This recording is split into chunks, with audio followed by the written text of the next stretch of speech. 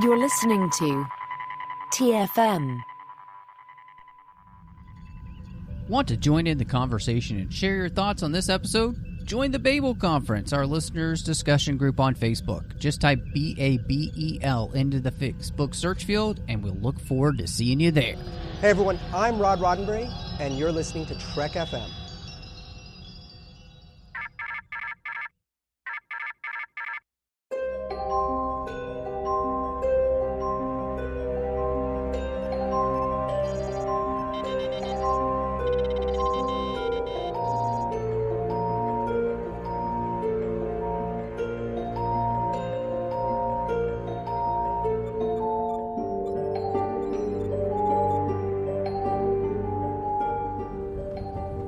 Are you taking all these books? I thought I'd take some light reading. Guess I got bored. Welcome to TFM's Star Trek Books and Comics show here, Literary Treks, and I am just one of the hosts here, Matthew Rushing, and I'm so excited to have him with me, as he is pretty much every single time we're doing this show, and I'm so blessed that he is. The one, the only, Bruce Gibson. Yeah, I'm still here. I thought I left, but I'm still here. But yeah, you're right. I'm on quite often, aren't I? Yeah, it's true. And you know what's so weird is that, Dayton finished Coda, and he's still in the green room, so that's kind of awkward. Yeah, that's the only reason I'm still around is just to clean up after him. Yeah, I wish he would stop eating the snacks. Right. I mean, come on, share,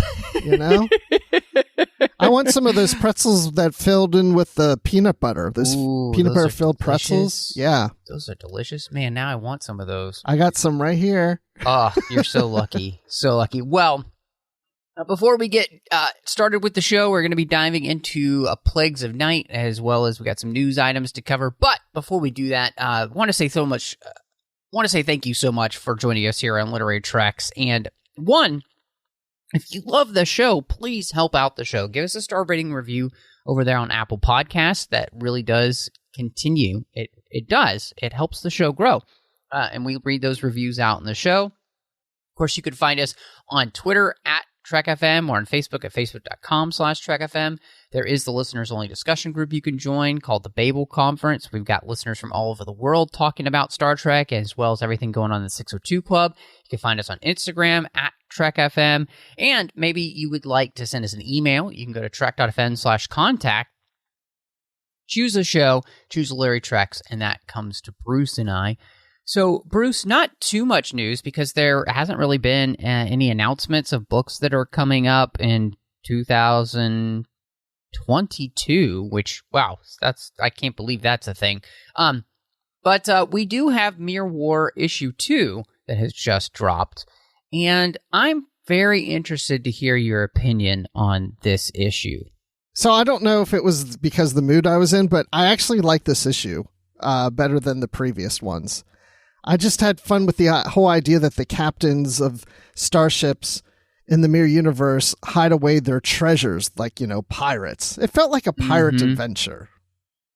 It did. I felt like this would have been better served if it had been like a Pirates of the Caribbean issue comic. Was there anything else that you really enjoyed about the issue? Or, do you feel like that it advanced the story at all? Not necessarily advance the story that much, no, because they go about trying to get his treasure, and then they can't find his treasure, and then they do get the treasure, and then the story, like I felt like that was just kind of like biding time, Yeah. But what I did like about it, the relationship between Barclay and Data, that they just squabble with each other. I don't know why, but I found that entertaining. And I also like how Barclay It's like they're the bickering Bickleys. Yes. Which, talk about a throwback. Yeah. Oh my gosh. Yeah, they just need capes and shorts, and it would have been perfect. Yes, it'd be awesome. Bring back the bickering Bickleys. I bet what Barclay happened to them in the Mirror Universe? I also like seeing Sisko in here with Ro. I thought that was pretty cool. I wasn't expecting to see Sisko, so it was nice to see that. So, this isn't anything great or earth-shattering, but it was just a little fun for me. I'm agreeing with everything you said in the sense of like it's not earth shattering, and I think I'm reading the comic and I'm honestly thinking to myself, why am I reading this? Like, what is happening in this story that makes it worth my time?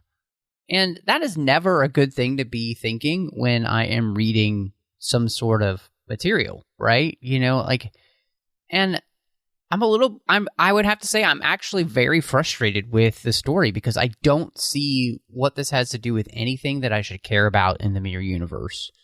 Like, there's not enough there. And I mean, there's even that point where like Sisko shows up on his ship and I'm like, none of this feels like it's congealing into a story that makes sense. And maybe it will later on in the series, and I hope so. But right now, it just kind of feels like a hodgepodge of like, we're just going to throw this in, and then we're going to throw this in. And I don't know, maybe I'm being too harsh, but that's just kind of how I felt reading the issue, and it just made me frustrated, honestly. No, I mean, I'm with you. I mean, it can be fun if you just go into it and say, I want to see the TNG characters as Mirror Universe characters. And like I said, seeing Data and Barclay kind of squabble with each other and Barclay take his backhand to the back of Wesley's head, you know, like, you idiot. I mean, it's just kind of fun to see those things. But yeah, I just felt like it's not really going anywhere. I'm not that invested in the story. I'm not like, oh, what's going to happen next time? And then it's just like Worf shows up. Oh, I want to get them. And then the Enterprise gets away. And then at the end of the issue, Worf shows up again. It's like, okay, Worf just wants to get them.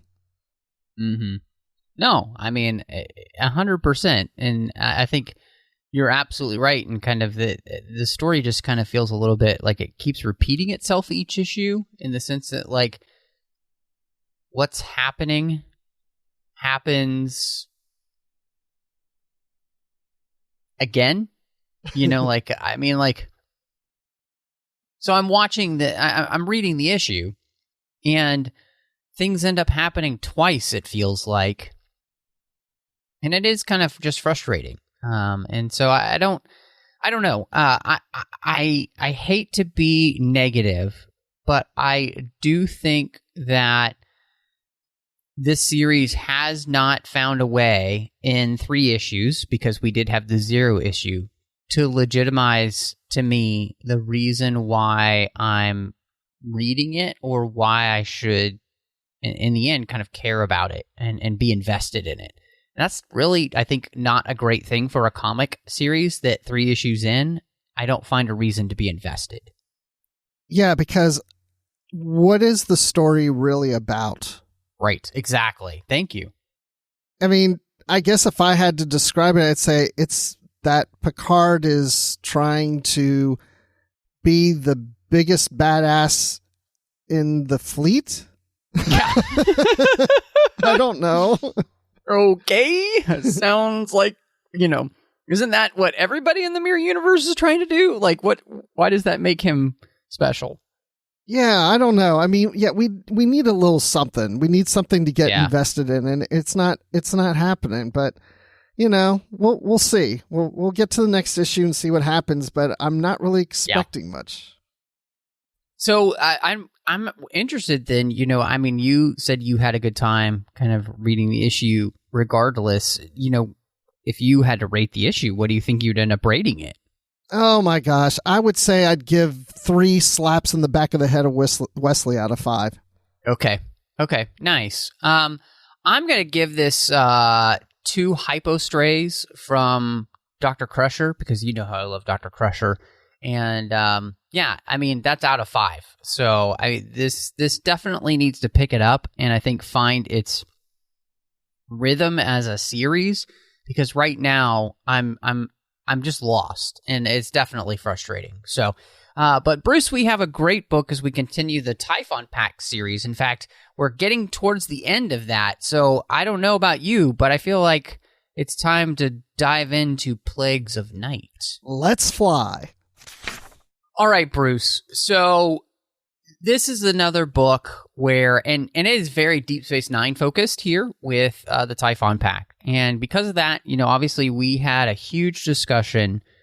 So I think we'd be remiss if we just didn't tackle right up front David R. George III's kind of explanation and trying to further the Sisko story from Rough Beasts of Empire, and really in many ways to try and give us, like, I think some more detail as to the exact reasons why Sisko made the choices he made. And so we got to dive into the Sisko story. And do you feel like were all the issues that we had with the Rough Beasts of Empire storyline, do you feel like this book has ameliorated any of that for you, or do you feel like it's just continued here in this book? That's a good question. I'm going to have to go with the continued in this book because, when I read these books as they first came out, I didn't really care for how Sisko was handled of leaving Cassidy and Rebecca behind because, the prophets are telling him that, he could bring danger to them and all this stuff for strife and whatever, all that stuff happens. And it just didn't really settle well with me. But this time around, I thought, well, maybe rereading it, I'll feel different. And I do feel I accept it a little better this time than I did last time. But what it feels like in this book is I don't know if there was any negative feedback that David got at the time and then decided, oh, well, I need to sweep this under the rug and just get Sisko back with Cassidy and Rebecca and just say, we got through it or whatever. It just didn't seem to play out. It just seemed to kind of peter out. Like, I guess what I'm saying is if you're going to commit to this, commit to it all the way. And it just felt like it was backtracking. Yeah. That he wasn't, willing to commit to the bit. Yeah, but I'm glad that Sisko came back. It's just, sure. There wasn't absolutely. any big revelation that was like, now I see why he did what he did and what brought him back, Right. I'm right there with you in the sense that it does feel like, and I know, I remember from the time that Rough Beasts of Empire came out, and because I was on Trek BBS, which is one of the biggest places you can go for, Star Trek literature, and, people obviously complaining about it too. And I was most likely one of the people complaining the most, and I know a lot of people did. I did not like the way that Sisko was dealt with. Sisko's my favorite captain, and it just kind of felt like a slap in the face, and I did not like the way that Sisko, especially even continuing in this book, where he's trying to justify himself to Cassidy in that he really doesn't know what the prophets have for him, but he is stuck with this idea that he's responsible somehow, that the sorrow that they said that he would have was the fact that, these people died, there were accidents that happened, what happens with Vaughn is basically all his fault. And it just seems kind of utterly ridiculous for Sisko to have this feeling, I think. And that's just my reading of it, but just to put that all on himself. And then also, I get really frustrated with the idea that, Sisko is half prophet, right? He's literally half a god. And yet, even coming back from the wormhole, they're silent. And, none of this makes any sense logically as to why he would not have a better, connection with them or anything like that. I'm really frustrated with that idea. And I was thinking to myself, that basically what David did was interpret that the sorrow idea would be the key to Sisko's character and his relationship with Cassidy and what he ends up doing. But I think there are plenty of other ways that you could craft that narrative and have a better understanding of what the sorrow is than... And okay, we'll put it this way. So my thought process was this. I think it makes much more sense that the sorrow is that Sisko, because he's half prophet, is going to live hundreds of years. And so the fact that he and Cassidy will only know sorrow is the fact that, well, she's going to die. everybody he loves is going to die, and he's going to watch them. So the fact that he will only know sorrow makes sense, prophecy-wise, right? Like, we're metaphorically speaking, all of these type of things like that. I feel like there's just so many other ways that you can kind of go with this storyline other than Sisko feeling responsible for all of these bad things that have happened and taking and owning that on himself when he has no inclination from the prophets other than this one idea that it's his fault. But that doesn't even have to do with Cassidy and him. Like, right. You know, so it's like, I'm really frustrated. And in many ways, it feels as though like there's this tension of trying to figure out what to do with Sisko and him and the prophets and how to take that. And I feel like, and this is, I think, the thing that makes me the most angry with this entire storyline is that we slowly strip everything that makes Sisko special of him. And by the second book here, and we'll talk about when we get there, but the prophets are going to be gone from his life, and he's going to be the captain of a starship just like every other captain. So there's nothing special about Sisko anymore. And to me, the thing that always made Sisko special is that he is clearly somebody who is and has the inclination to be a leader on a much larger scale. If anybody is made to be an admiral in Star Trek, it's Sisko. He's proven it for the Dominion War. He's able to think in very big terms and yet make things happen on a small scale as well. I mean, this guy, and this book even mentions the fact that he was offered an admiralty and he throws it away and says no. And then when he comes back, he accepts a captaincy. It's like, well, no, I'm really frustrated, I think, with the logic behind so much of the storyline because so much of it just doesn't seem to congeal for me and make sense. And yes, I've talked for a long time, but this is a storyline that has annoyed me for so many years, and it honestly continues to annoy me because this storyline is never really going to get better for Sisko. In fact, we're at the Coda series, and, as far as we know, it's just going to end for him anyway, So it's like we never really get to go anywhere else with this character that's really interesting. He just kind of becomes just another person in Star Trek instead of Captain Sisko, like that you say in hallowed tones. Right. Yeah, I'm with you on that. Yeah, I think the thing about the sorrow is, what is the sorrow? Like, you came up with an idea, yeah. Right? You came up with an idea of, like, he outlives those he loves, and that brings sorrow.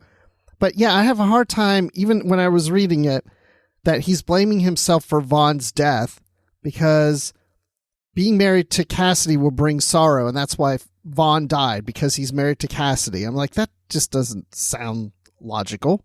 And I don't think Sisko would buy that. I feel like I'm missing something, though. That's the thing. That's like, I'm reading, am I missing something? Am I missing the message? And again, we're going to the next book after this, and maybe something in there that I don't remember will make the light bulb go off and go, okay, or on. It already is off. But it'll make the light bulb go on, and I'll go, oh, okay, now this kind of makes sense to me. But yeah, right now, it really doesn't. I don't know what they could have done with Sisko, because his story does play out in the series. I mean, his story is ended. If you want to take it further, I think, to your point, give him maybe something different to do that goes above and beyond being the emissary, or play out the emissary of what his role is on Bajor now. And he's got a whole different life on Bajor. But then again, how do you write books, Star Trek books? Are people really going to be interested in what Sisko's doing on Bajor? Mm-hmm. They want to see him in Starfleet. I don't mind him being a captain of a starship, but, yeah, it's like we need to take him to the next level. And we're not. We're knocking him down a level. Well, and the other part of this is, I would say, and it's systematic of everything that happens with the Deep Space Nine characters, is that, the show had them going all their different ways, which was very intentional from the writers there, that, a life in military service, you do not spend all your time with one crew, right? Mm-hmm. Yep. But the problem is, and the conceit of Star Trek is that that's what we want. And yet, the Deep Space Nine series, we never actually get to spend a lot of time after the series ends with these characters all together very much, especially once Sisko comes back. And to me, just go with the conceit of what we all want, which is to bring more of the characters back to the station. Because Picard's still captain of the Enterprise. You're never taking that away from him in the book series, right? Right. It's just not going to happen. And there's still a bunch of characters that are a part of that crew that we, not everybody, Riker's gone on, but you still have the majority of the characters and characters moved forward, but also we're able to stay in and so I think that's the other thing is that the Deep Space Nine series really gets the shaft here, and I think it's probably a good place to talk about it here, but we're filling in a lot of gaps in this book because Deep Space Nine jumps 6 years. And David spends a lot of the time in this book trying to kind of fill in the rationale for why people are where they are because there's so much story that he doesn't get to tell yet. The Ascendance trilogy will happen later, and he won't get to write that till later. But he's kind of giving you a hint as to where all that went. And I wanted to ask you, how does that work for you in this book that's trying to tell its own story about, what's happening with the Typhon Pact? I mean, it actually works for me. It fills in those gaps, and it's interesting to me to see where these characters went in that period of time. I don't feel like it takes up that much of the book, but I find it interesting. So even when I read it the first time, it was like, oh, so, okay, Kira's a Vedic, and this is what she's been doing, and Rose captain of the station, and it was just interesting to see where the players are placed on the board. And so it was fine for me. It worked for me. I didn't feel like I needed... I mean, if it spent if the majority of the book just spent its time trying to explain that would be a little too much. But I feel like it balances well. It's really interesting for me because this book also just covers a lot of time in and of itself, in the sense that it actually takes place where certain other of the Typhon Pact books I've taken. So this is kind of filling in the gaps of what was been going on in Deep Space Nine, and with Sisko specifically, and kind of overarching behind the scenes. This is an umbrella book. Yes, that's a good way to put it. Yes. Because that was the thing. As I was reading, I kept thinking like halfway through the book, I was like, is there a story to this? I feel like I'm talking about the comic we just talked about in a way. Yeah. But I was like, is there a story? I was enjoying the world building, I guess, or, what's going on at this time and what's happening or what has happened before and who's thinking of what and all these things. And, even though I don't like how the direction David took Sisko in these books, I was enjoying the whole relationship between him and Cassidy and trying to maybe get together and still be involved in Rebecca's life. And maybe they don't get divorced, but they just kind of live apart. And I see him weaving his way back into their life and not just totally cutting himself out. And I was enjoying that and Jake's role in that and all of that. So I was enjoying all this stuff. But as it was going along, I kept thinking but I feel like we're just doing the world building. And it wasn't until later in the book that I was like, okay, now I see where we have a story happening. Yeah, I agree with you in that way. And that's one of the things that I think, as much as it was interesting at the time to have all of these things kind of filled in backstory-wise, because we hadn't gotten any of that yet, I don't know if it necessarily really helps this story. In the sense of there's already so much going on with the Typhon Pact and all of the machinations behind all of that and where the characters actually are now. And then in relation to the fact that they will let David do this later on, maybe in hindsight, this book feels a little less successful than it would if he had just kind of focused on the story at hand rather than all of the filling in. Because it works as, again, I don't think this is bad in the sense that there is that kind of umbrella nature, and this is kind of merging all of the Typhon Pact books together to kind of give you an idea of how all this is playing out. But it's the filling in the sense of looking back to what happened to the Deep Space Nine characters and trying to kind of catch you up to why they are where they are. And I would almost rather just have more space for the rest of the story for the here and now than kind of filling in some of those things, because you can always just put it off as, well, that's where they are now. It's been 6 years, get over it. And I'd almost rather that be the case, I think, than anything else. But yeah, I mean, we don't really need to go into much detail in the book of what's happened in the last 6 years. Just kind of mention where things are today. I think I would have enjoyed if the book focused more on Sisko, because I love, for example, the Crucible trilogy that David wrote, and each book focused on, one was on McCoy, then Spock, and Kirk. And I thought he did a great job, especially in the McCoy book. It's like my favorite Star Trek novel. I would have loved to see him just play out Sisko's life during this period of time. And the Typhon Pact stuff is woven into it, but it's a Sisko story. And really develop and go in depth into what he's going through and why he's thinking the way he's doing, and what happens in his relationships and with the Bajorans and the DS9 crew and his wife and his daughter and his son and all this stuff. And anyway, but yeah, I get the point of this book. I will say that I think this did a good job of bringing in the Typhon Pact, because in the other books, it would seem on one of the members of the Typhon Pact and not the others, where this one was dealing with multiple versions of them and showing the different layers. So I did like that part. Well, I think that's a great point, Bruce, because what we do end up with is the Typhon Pact with these plans within plans. And this specifically involves the Romulans and their Praetor now being much less militaristic. Camamore is somebody who actually is looking to make peace with the Federation and the Khitomer Alliance.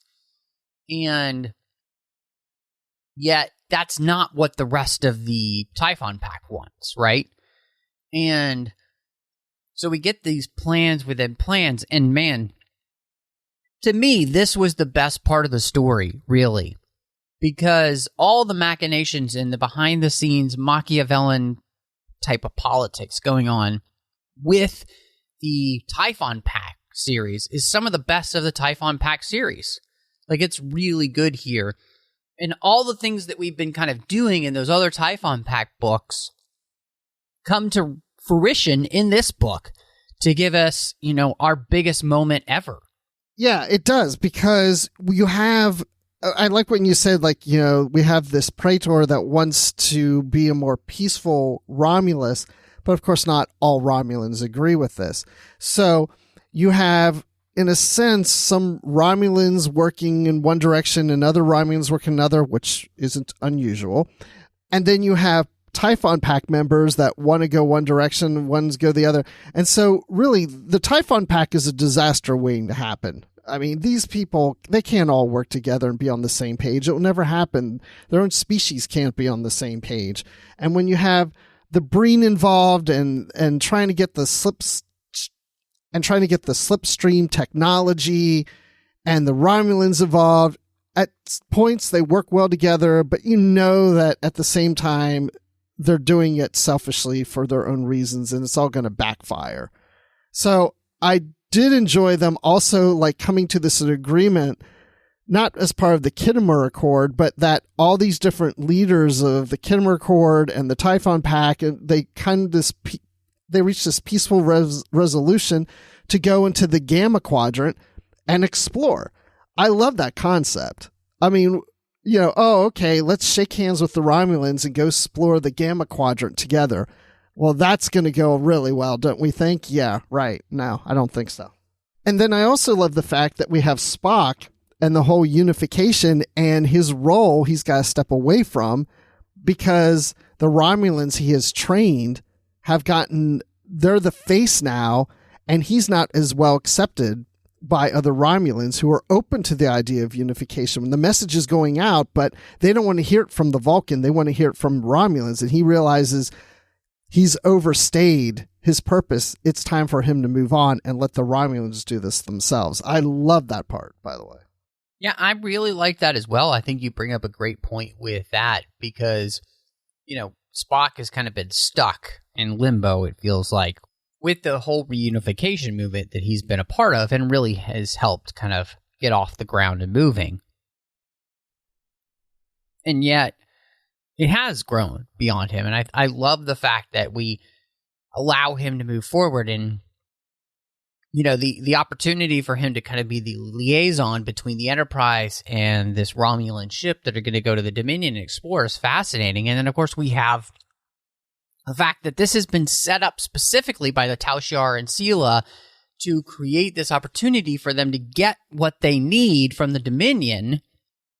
And what they need from them is that they find out that there are components to their ships that would help allow them to create the slipstream in their ships much more successfully.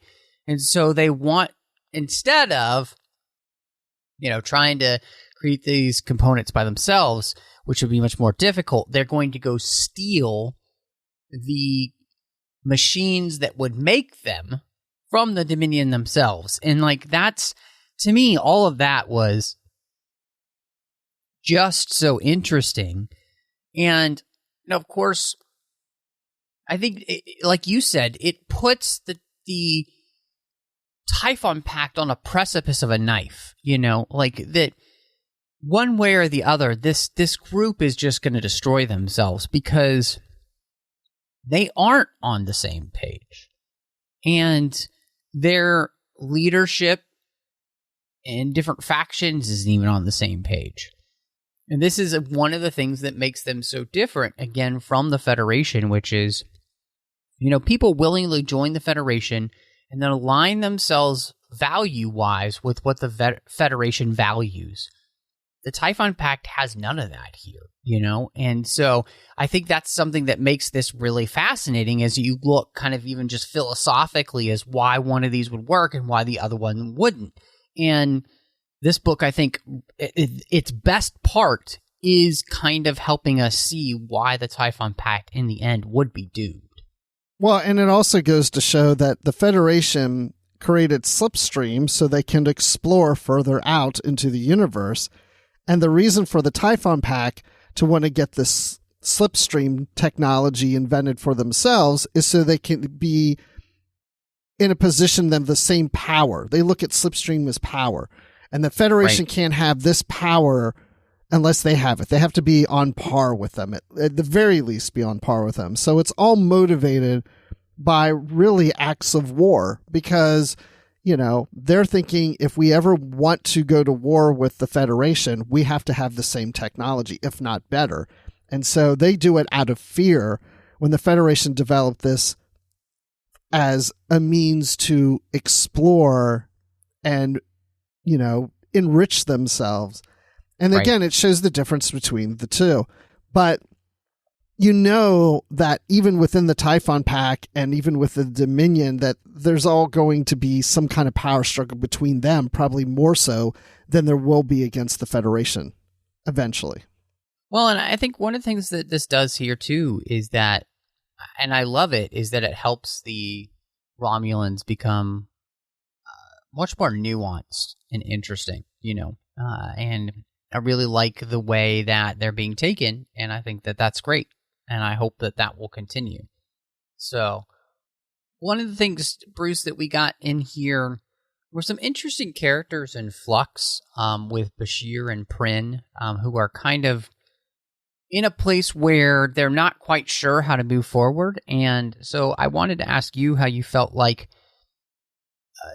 those storylines go. I mean, specifically thinking of like Bashir, he's been on this mission with Serena, and she chooses, instead of him becoming part of, Starfleet intelligence, that she'll stay on Deep Space Nine and he'll still be the, chief medical officer there.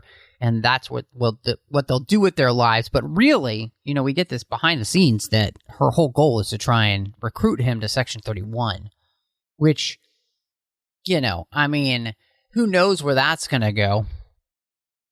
But what did you think about his storyline and the way basically he, at least right now, he's just kind of being played? Yeah. And I like that. I always like the Bashir Serena storyline that we get in the books. And this is really kind of that start of it, because you really don't know what to make about Serena. Does she really love him, or is it all a con? Not as in con, but it's this whole thing of, is she being manipulated? Is she manipulating Section 31? Is she manipulating Bashir? Is she manipulating everybody? Like, I find her to be very interesting, a very interesting character. And yes, she's manipulating Bashir, because even if she does love him and wants to be with him, which I do believe is the case, she is manipulating him and pulling the strings so he would become part of Section 31. And she leaves Section 31 to become part of security at Deep Space Nine so she can be with him. But the ultimate goal is to then bring him into the Section 31 fold. But at the same time, I start to believe, but does she really want to do that? Or does she just really, truly just want to be with him, and she wishes she could leave Section 31 behind, and maybe she can't? So he doesn't know he's being played. And that's great too, because he's so intelligent, and yet he still doesn't know what's like this is happening to him.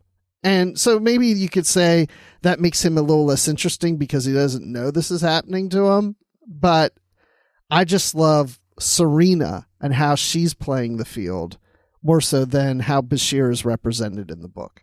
Yeah, what I find most interesting about this whole thing is how, as smart as Bashir is, he's a complete idiot when it comes to love. Yeah. And the idea of he truly still has the thing that many guys have, which is the desire that he would throw it all away for what he thinks of as the love of his life. And I think that that's really realistic, and I think it's really well done to have his character be consistent in that way. Bashir is an ingenious character, but at the same time, he has no sense for romance, and he has no sense for his own heart. Like he is unable to understand his own desires and the way in which those things might be controlling him, and so that I think it's really realistic. Well, and I don't remember who it was. Was it when Sisko arrived or something? He was so quick to want to show off Serena. Like, he's with Serena. Look who I'm with. Come here. I don't remember who it was that was visiting or whatever, but he was so quick to do that. Like, that was so important to him to show that, hey, I'm with her. Like, we're together and she's here right now. So it seems like a romantic relationship is something that is very important to him. And he may put the blinders on and just go with whatever he's got. I've known several people like that. They'll just date whoever they can date, I'm not saying he's doing that necessarily, but it's so important to him that he doesn't want to let her go. And she knows that. And so she can play that. And not only does she know that, but Section 31 knows that about him. Yep. Yeah, absolutely. Like you said, and I think that's a perfect way to put it, is that he can be played. And I think, with our characters in Flux, I thought it was really interesting, with Prynn finally coming to the place where she's willing to let go of her father, and to help him pass in a way. And I really liked this story because I do think this is another place where it is, like Bashir, it's very realistic in the way that people struggle with this decision that they have to make. of whether or not to let somebody go who is being kept alive by, the feeding machine. And the most interesting thing about this is that they reference many times here is how Vaughn has continued to stay alive in the sense that he's continued to breathe on his own, and the only thing that he needs is the intravenous food. Otherwise, his body has stayed alive, even though there has not been any brain activity, which creates a really interesting, it's not even question, like almost even morally, but it's more of like, ooh, is there something else going on here because of all the connection that we know that he has with the prophets and all those kind of things. So it really just creates this very interesting, I think, storyline as she moves him to Bajor and puts him in a hospice there so he can end his days quietly and, having the conversations with people to go see him and everything. Like, I really appreciate that part of the story because this is one of those places where we're just paying homage and really trying to do justice to the story of these characters that have been created for the Deep Space Nine relaunch. And I'm interested, again, to see, how it plays out. And it really works, too, because she's so invested in trying to keep him alive. And one of the reasons, not just because she loves him, because he's her father, but because they didn't used to have a good relationship. And they've repaired that relationship. And now that they've repaired that relationship and are now close, she's now losing him again. But now this time she's losing him to death, where she can't bring him back again. So even though his mind is gone and he's dead in terms of his mind and his spirit, the body still lives. And it's the final, well, probably the wrong pun to use, but the nail in the coffin of the death of her father, because she knows he's not going to get better. She knows that he's gone, but yet the body is still alive, and it's her decision to make to let him die, and she doesn't want to say go because she just got him back, and yeah, she has to wrestle with that. So I really did appreciate this storyline, and lots of people have faced the same decisions, and thankfully so far I haven't, but it's not easy. No, I 100% agree with you. And I think that one of the most interesting things that we do here is, and one of the biggest things that we'll ever do in the relaunch series, is the end of Deep Space Nine. In the sense that we are going to blow up the station. And not only do we blow up the station, but we leave also the cliffhanger of the Zoza being destroyed as well, and the possibility of Cassidy and Rebecca being dead. And how did you feel like this part of the story played out? Well, this one's kind of strange because, of course, I knew this happens. So reading it this time, I know we're coming up to, I kept thinking, like, does it happen at the very end of this book? I think it does. And of course it does. But the first time I read this when it came out, I think I was more shocked. I wasn't expecting that. I would never expected for them to blow up Deep Space Nine. But this time, of course, I'm already expecting it. As a matter of fact, as I'm reading this book and I'm picturing them on the space station, I had to keep reminding myself, which space station? Wait, we're still in the old one, right? Because I'm so used to reading books now where I picture them on the new station. And I think with the battle and everything that's going on at the time, and the fact that the bombs are found and they're planted by Andorians, and because we know Andorians have left the Federation, that makes it really interesting. And I didn't mind at the time, and of course I don't mind now, that they blew up Deep Space Nine. I think it works. And I remember having lunch with David George once, and he and I were talking about this, and I said, did it bother you? Like, why'd you blow up Deep Space Nine? And he's like, well, because I was allowed to, and now I'm the guy who blew up Deep Space Nine. So it's not like he did it just to do it. It just was a story opportunity that he could use because it seemed appropriate at the time that things had to move on, and this big battle's happening, and sure enough, why not blow up the station? Yeah, I think this is an interesting story point, and I've never had really a problem with it because I think what it does is it really does kind of move the story forward, right? And it does create a bunch of new story possibilities for you as well. And, I think the most interesting question going forward with you will be, do they fulfill any of those promises? With the story opportunities that they have for the new Deep Space Nine and all of that. But, I think it's a fantastic way to wrap up this duology in the sense of, and leave you on a true cliffhanger like many Deep Space Nine, 2-parters or 3-parters would do. This was fantastic, and I think it was really effective. But I think the other thing that it really helps do is it brings it to a head everything that's been going on with the Typhon Pact and just how far some of these members are willing to go. And I think it shows you just how dangerous they are. And when you think about this, too, it's really interesting because obviously, in many ways, this is the Cold War playing out for the Star Trek universe. And this war just got real hot by blowing up Deep Space Nine. I remember at the time I was hoping that they would rebuild a space station, which, of course, they did. But I was hoping that it would play out that there would be a space station on both sides of the wormhole, that this would be an opportunity to create this dual space station that basically works with each other, managing the entryways of both sides of the wormhole, and that Sisko would take command of one of the stations and Ro would take command of the other. And then you have like half your old Deep Space Nine crew on one station, the other half on the other.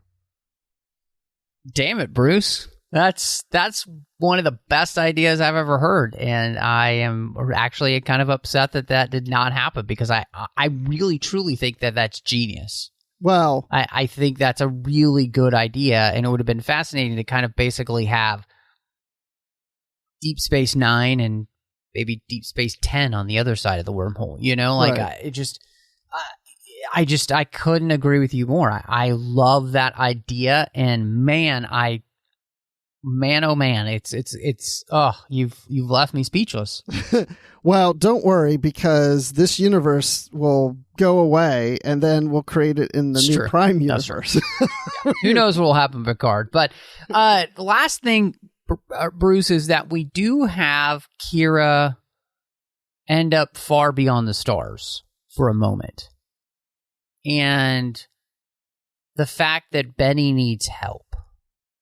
And how did you feel about this use of that whole milieu of Far Beyond the Stars as a way to get Kira to understand that Sisko is in need of more help than just, getting back with his daughter? Well, I like it because anytime you play in that time period with Benny Russell and all that, I enjoy it. It's fun. But also very insightful. The thing about Kira is I liked Kira in the TV series, but I fell in love with Kira in the books. I just have really grown to love her more and more as time goes on. And so as I see these types of stories and see how she's this Vedic and she's a different place in her life and she's more at peace and she's trying to help out Ben Sisko and she has these visions and stuff, are very interesting to me. I mean, she's like one of my favorite aspects of the book, or one of my favorite characters in the book. And yeah, it works for me.